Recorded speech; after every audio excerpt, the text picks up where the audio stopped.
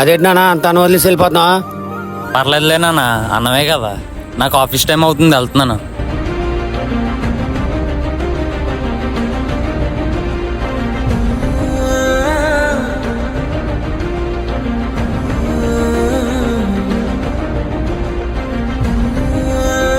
Sir afternoon మీటింగ్కి వెళ్దామన్నారు కదా sir, వెళ్దామా?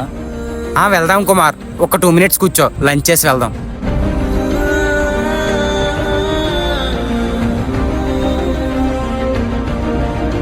అవును కుమార్, నువ్వు లంచ్ చేసావు కదా? చేస్తాను సార్.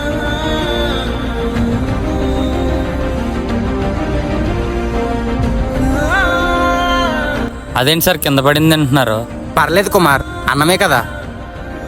పర్లేదులే నాన్న, అన్నమే కదా. మనం ప్లేట్ నిండా అన్నం పెట్టుకుని అందులో ఒక మెతుకు వదిలేసినా అది మనకి చిన్న విషయమే కావచ్చు. కుప్పెడంత అన్నం దొరక్క ఎంతో మంది బాధపడుతున్నారు. వీలైతే నలుగురికి అన్నం పెట్టు, పారేసుకోకు.